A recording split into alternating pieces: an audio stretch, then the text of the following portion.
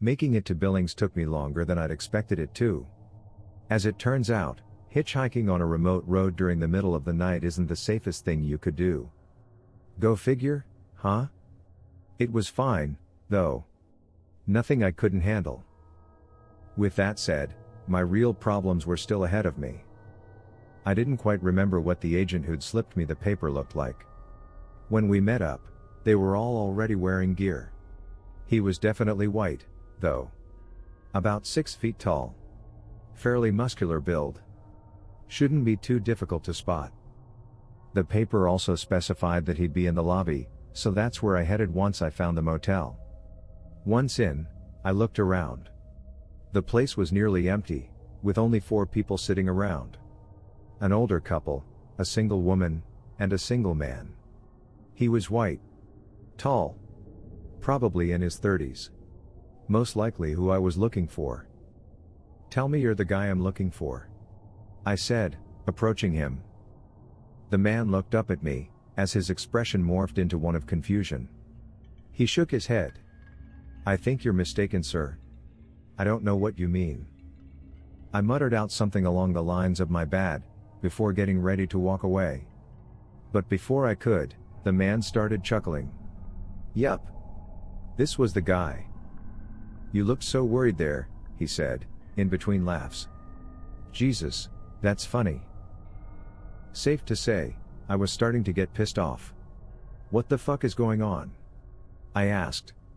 The agent wiped a tear from his eye as he calmed down, before checking the time. 20 minutes left. He said. It was pretty obvious what he was talking about. Had it really been close to 12 hours? What the hell's gonna happen in 20 minutes? The man grabbed his jacket and got up. "Nothing good. Follow me." "Follow you to where?" "I'll kick your fucking ass if you don't tell me what's going right now," I said, anger rising in my voice. "Right here? In the lobby? That's a bad idea. Come up to my room and do it there instead," he responded. Before I could say anything else, he was already walking up the stairs. I followed close behind, nearly fuming at how shady he was acting. Once he opened up the door to his room, I couldn't stop myself from lunging in and grabbing his throat. He didn't fight back. But at the same time, it didn't seem like he needed to. His neck inexplicably felt like a thick, steel pipe.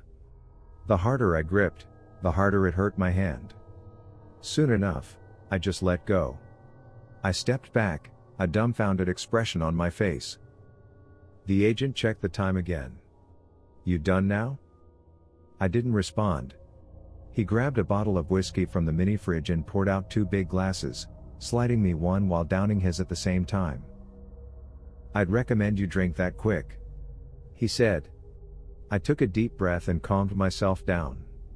"What did you inject me with? What's gonna happen to me?" I asked. "Well, you're gonna find out if you keep asking questions," he said. "And trust me, you really don't wanna fucking find out." He opened up the closet and unlocked the safe inside. He took out a briefcase, flipping it open to reveal 4 syringes.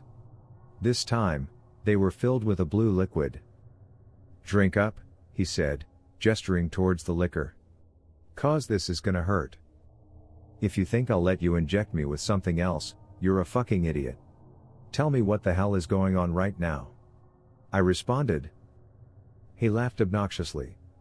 "You're calling me an idiot? The same guy who put enough trust in the government to take one of the most blatantly sketchy jobs of all time is calling me an idiot? That's rich. You guys should have jumped out of the fucking truck when you had the chance." I considered responding but bit my tongue instead. I really couldn't argue against that. It certainly wasn't my brightest moment. "Doesn't fucking matter," I finally said. "You still need to tell me what's going on." "Trust me, I will. But you need this first," he said, holding up one of the syringes. I shook my head. "No. What I need first is an explanation." The agent sighed, checking the time once again. 10 minutes, he said. "You really want to make this more painful than it needs to be?" "I guess so." I wasn't budging. Again, not one of my brightest moments. The man shrugged, sitting back in his chair. So be it. We'll wait. The stern, confident face I was putting on certainly didn't reflect how I was actually feeling at that moment. The agent had a stranglehold on me in just about every conceivable aspect. I hated that fact. I never could accept people having power over me.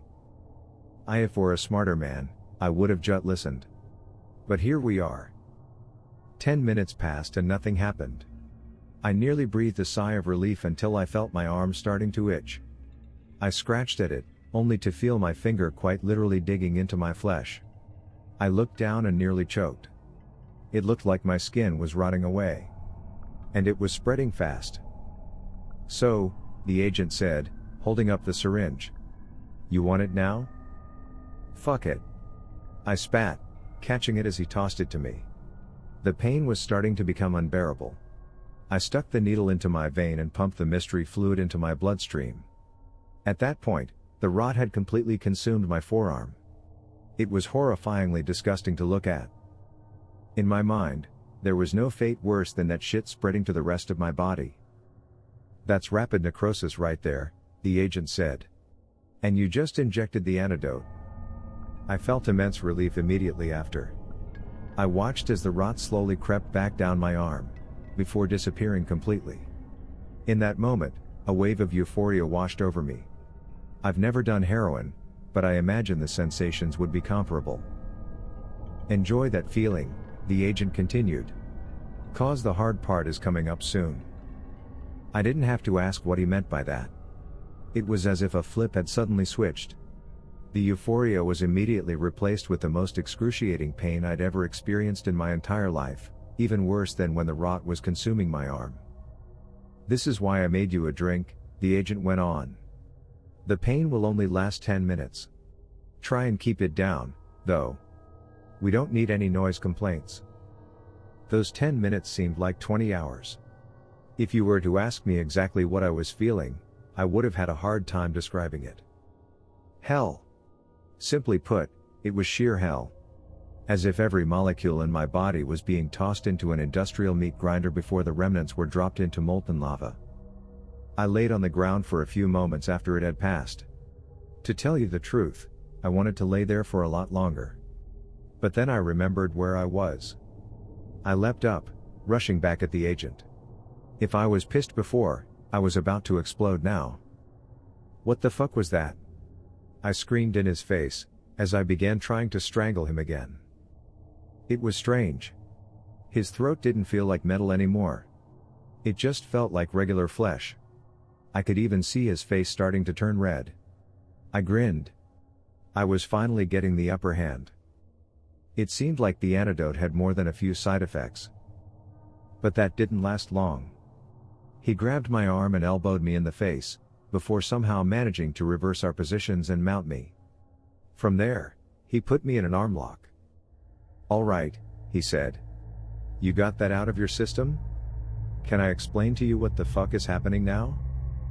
I tapped the floor, signaling yes. Well, all right, he said, letting go. We can finally make some progress. He pulled up a chair and sat down. Still panting from our short grappling match, I did the same. Why'd you kill my team? I asked. If we'd told anybody about the UFO, nobody would even fucking believe us. Hell, why'd you hire us in the first place? Slow down there, he said. One question at a time. The first thing you need to know is. He paused for a moment, almost as if an uncomfortable thought had just crossed his mind. There was no UFO crash. No aliens. That was all fake. I buried my face in my hands, trying to wrap my head around what the hell he just said. What? Before I continue, you want that drink now? He asked. I nodded. It seemed like I was going to need it.